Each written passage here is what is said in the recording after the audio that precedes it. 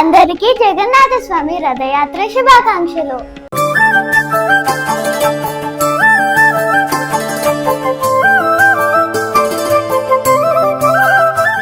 విష్ణు ఆలయాలలో అతి ముఖ్యమైనది, ప్రాచీనమైనది పూరి జగన్నాథుడి ఆలయం. ఏ ఆలయంలో చూసినా దేవుళ్ళందరూ వారి భార్య పిల్లలతో కలిసి ఉంటారు. కానీ ఇక్కడ మాత్రం జగన్నాథుడు తన అన్న బలరాముడు, చెల్లెలు సుభద్రతో కలిసి ఉంటారు. ఈ దేవాలయంలో ఉన్న మూల విగ్రహాలు ప్రతిష్టాపన చేసిన విగ్రహాలు కాదు, చెక్కతో చేసిన విగ్రహాలు. పూరి జగన్నాథుడి ఆలయం 12వ శతాబ్దంలో తూర్పు గంగా రాజవంశానికి చెందిన రాజు అనంతవర్మన్ చోడగంగాదేవ నిర్మాణం మొదలుపెట్టారు. ఆయన తర్వాత రాజు అనంగ భీమదేవ 1230లో ఆలయాన్ని పూర్తి చేశారు. ఆలయంలో ముఖ్య విగ్రహాల గురించి చెప్పాలంటే గొప్ప కథనే ఉందండి. పూర్వం విష్ణు భక్తుడైన ఇంద్రద్యుమ్న ప్రపంచంలో ఎక్కడా లేనటువంటి అందమైన మరియు ప్రత్యేకమైన విగ్రహాలు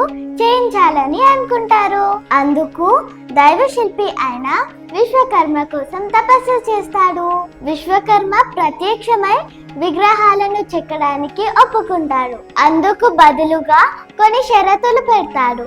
విగ్రహం చెక్కడం మొదలైనప్పటి నుంచి తనను ఏకాంత గదిలోనే ఉంచాలని, విగ్రహాలు పూర్తయ్యే వరకు ఎవ్వరూ తనని డిస్టర్బ్ చేయొద్దు అని చెప్తాడు. కొన్ని రోజుల వరకు విశ్వకర్మ దేవతామూర్తులను తయారు చేసే పనిలో ఉంటారు. తలుపులు తెరవని శిల్పిని చూసి ఇంద్రద్యుమ్న అసహనంతో తలుపులు తెరుస్తాడు. తలుపులు తెరవగానే దేవతామూర్తులను మధ్యలోనే వదిలేసి అక్కడికక్కడే విశ్వకర్మ అదృశ్యమవుతాడు. పెద్ద కన్నులు, సరిగ్గా పూర్తవలేని చేతులు కాళ్ళు లేకపోవడంతో ఆ విగ్రహాలు ప్రతిష్టకు పనికిరావు. ఇప్పటికీ ఆ విగ్రహాలని అలాగే పూజిస్తున్నారు. ఆ విగ్రహాలను విరూప అని పిలుస్తారు. ఈ విగ్రహాలను 12 ఏళ్లకొకసారి నబకలేబరా అనే ఆచారంతో వీటిని మారుస్తారు. నబకలేబరా అంటే నూతన కలేబరము అని అర్థం. ఈ సాంప్రదాయము